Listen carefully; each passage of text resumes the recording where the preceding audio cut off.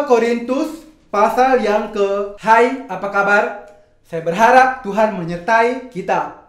Mari kita membuka firman dari 2 Korintus pasal 3. Ayat yang pertama sampai dengan ayat yang ke 18. Dengan judul Pelayan-pelayan perjanjian yang baru. Ayat 1. Adakah kami memulai lagi memujikan diri kami? Atau perlukah kami seperti orang-orang lain menunjukkan surat pujian kepada kamu atau dari kamu? Kamu adalah surat pujian kami yang tertulis dalam hati kami dan yang dikenal dan yang dapat dibaca oleh semua orang. Karena telah ternyata bahwa kamu adalah surat Kristus yang ditulis oleh pelayanan kami. Ditulis bukan dengan tinta, tetapi dengan roh dari Allah yang hidup.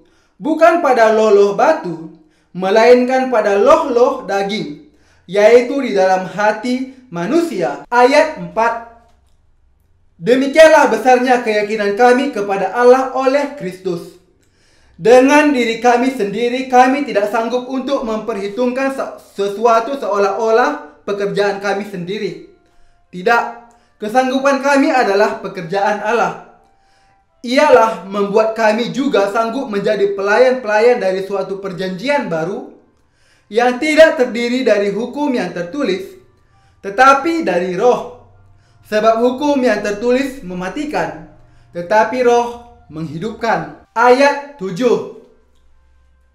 Pelayanan yang memimpin kepada kematian terukir dengan huruf pada loh-loh batu.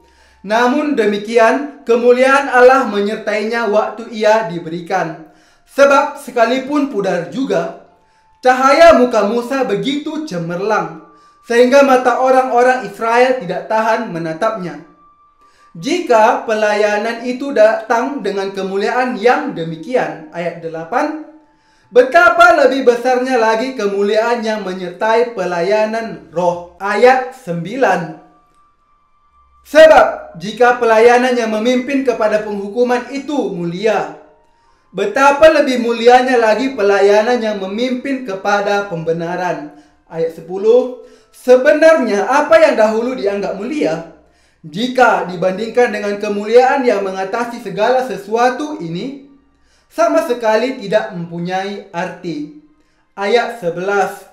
Sebab jika yang pudar itu disertai dengan kemuliaan, betapa lebihnya lagi yang tidak pudar itu disertai kemuliaan. 12. Karena kami mempunyai pengharapan yang demikian, maka kami bertindak dengan penuh keberanian. Tidak seperti Musa yang menyelubungi mukanya, supaya mata orang-orang Israel jangan melihat hilangnya cahaya yang sementara itu. Tetapi pikiran mereka telah menjadi tumpul. Sebab sampai pada hari ini selubung itu masih tetap menyelubungi mereka, jika mereka membaca perjanjian lama itu tanpa disingkapkan, karena hanya Kristus saja yang dapat menyingkapkannya. Ayat 15.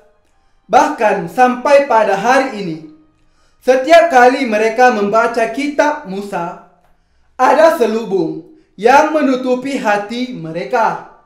Ayat 16.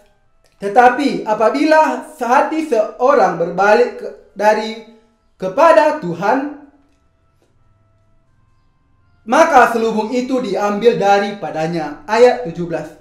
Sebab Tuhan adalah roh, dan di mana ada roh Allah, di situ ada kemerdekaan. Ayat 18. Dan kita semua mencerminkan kemuliaan Tuhan dengan muka yang tidak berselubung.